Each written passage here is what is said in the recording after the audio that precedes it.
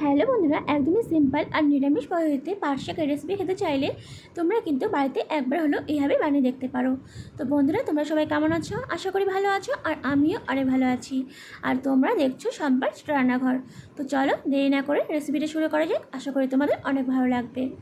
তো দেখো, প্রথমে আমি এখানে পাট শাক নিয়েছি, আর পাট শাক এখানে আমি দুয়াটে নিয়েছি। ভালো করে বেছে নিয়ে 3 থেকে 4 বার ভালো করে জল দিয়ে ধুয়ে নিয়েছি পাট শাকগুলোকে। আর এখন দেখো, পাট শাকগুলোকে আমি ভালো করে ছোটো ছোটো করে কেটে নিয়েছি, যাতে এভাবে ভাজলে ভাজতেও সুবিধা হয় আর খেতেও ভালো লাগে। তো দেখো, প্রথমে আমি নিয়েছি এটা কড়াই, আর কড়াইতে দিচ্ছি সর্ষের তেল। তেল দেওয়ার পর তেলটাকে একটু হালকা গরম করে নিয়ে এখানে আমি ফোড়নে দিলাম একটা শুকনো লঙ্কা। শুকনো লঙ্কাটাকে একটু হালকা ভেজে নেব।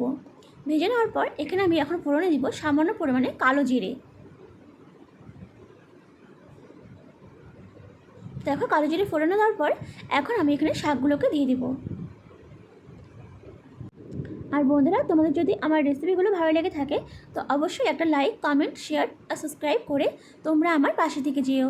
আর পাশে থাকা বেল বাটনটা প্রেস করে দিও, যাতে যখনই আমি পোস্ট করব তোমাদের কাছে সবার প্রথমে পৌঁছে যায়। তো দেখো, সমস্ত পাট শাক দেওয়া হয়ে গেছে। এখন এখানে আমি দিচ্ছি সামান্য পরিমাণ লবণ, আর দিয়ে দেবো হলুদ গুঁড়ো। দেওয়ার পর এখানে আমি দিচ্ছি 4টের মতো কাঁচা লঙ্কা।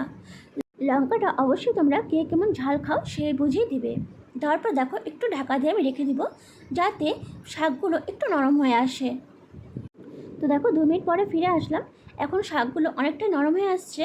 এখন আমি ভালো করে শাকগুলোকে একটু নেড়ে ছেড়ে দেবো, যাতে লবণ আর হলুদের সাথে খুব ভালো করে মিশে যায়।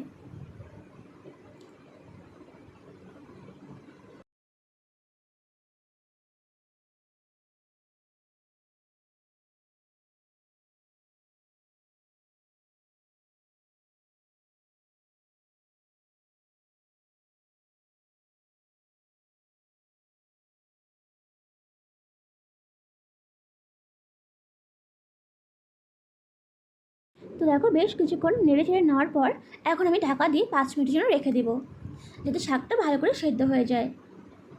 তো দেখো, মাঝে একটু ঢাকনাটা সরিয়ে একটু নেড়ে ছেড়ে দিতে হবে, যাতে শাকটা নিচে লেগে না যায়। তো দেখো, আবার একটু শাকটাকে ভালো করে নেড়ে ছেড়ে দিচ্ছি।